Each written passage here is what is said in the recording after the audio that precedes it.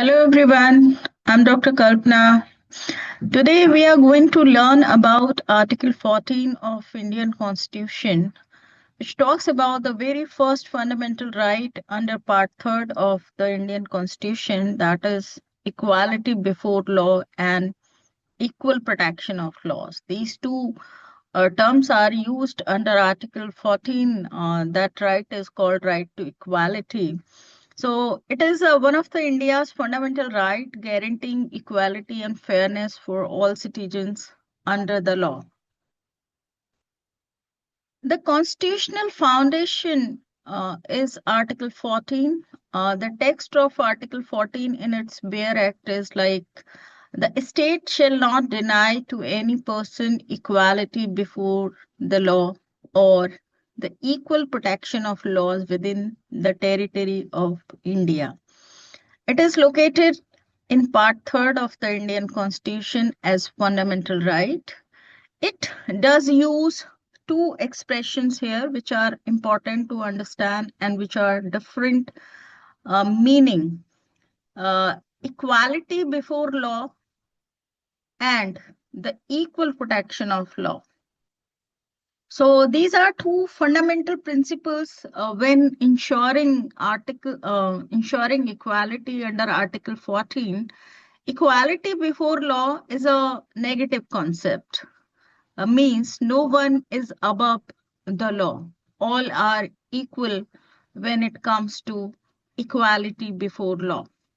It is originated from the English common law. We have incorporated this principle from English common law, and there is absence of special privileges to anyone, and it applies to all persons equally.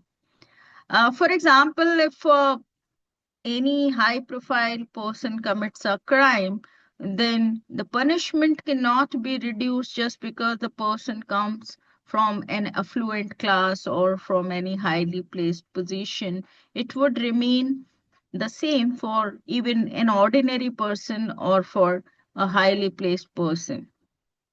Equal protection of laws, that is a positive concept that had been incorporated from US Constitution. Law must protect everyone equally. So it is derived from US Constitution. Law must be equally enforced and prevents unfair discrimination. Now, coming to understand what is equal protection of laws, because all are not born equally. So it is very difficult to ensure absolute equality when it comes to protecting people under law. So there is a reasonable classification theory, equality among equals. For example, there is a group of teachers, there is a group of doctors, there is a group of politicians. How to ensure the equality? So there are different people. So Article 14 does not prohibit all classification. So a state can differentiate between groups, but only under specific conditions that ensure fairness and rationality. That is called theory of reasonable classification, equality among equals. So the two pronged test is there for reasonable classification. One is intelligible differentia. The classification must be based on clear, understandable distinction that can be logically identified and applied. Rational nexus. There must be a reasonable connection between classification and the objective that law seeks to achieve. Testing Article 14 violations.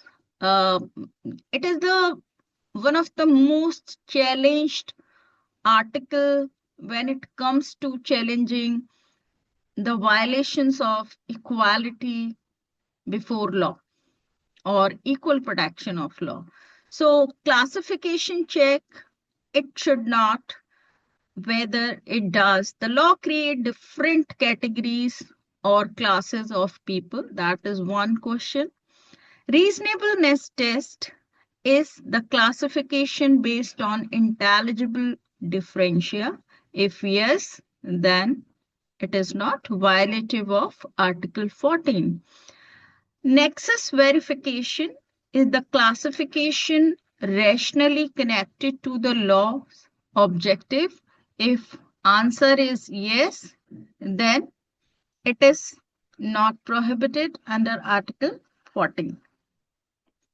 There are certain landmark Supreme Court cases which one should study to understand the application of Article 14. State of West Bengal versus Anwar Ali Sarkar. The judgment comes in 1952, just after commencement of Indian Constitution. Supreme Court struck down arbitrary law targeting rice merchants, established that excessive classification amounts to discrimination. There is one more case, EP Royappa versus State of Tamil Nadu. It came in 1974, expanded Article 14's scope, declared that arbitrariness is antithetical to equality. They are sworn enemies. It is a very, very important case to remember. Indra Swani versus Union of India, a 1992 Mandal Commission case upheld reservation with reasonable classification, excluding creamy layer principle. It is hitting the very much debated reservation where upper class Savarnas in our country feel discriminated where it comes to giving reservations to SC, ST, and OBC classes. Revolutionary cases that shaped Article 14, that is Maneka Gandhi versus Union of India, case comes in 1978, connected Article 14, 1921, establishing that any procedure must be right, just, fair, and reasonable, but not arbitrary. Ajay Hasia versus Khalid Mujib case is another one that comes in 1981 that expanded the definition of a state to include quasi-government bodies under Article 14's scope. Now coming to the practical applications of Article 14, legislative actions, all laws must pass the reasonableness test and avoid arbitrary classification. That is one thing. Executive decisions, administrative actions must be fair, reasonable, and non-discriminatory. Individual protection, citizens are protected under arbitrary use of state power and unfair treatment. So the cornerstone of constitutional equality, Article 14 serves as foundation of India's promise of equality and justice. It creates a delicate balance, allowing necessary classification while preventing unjust discrimination.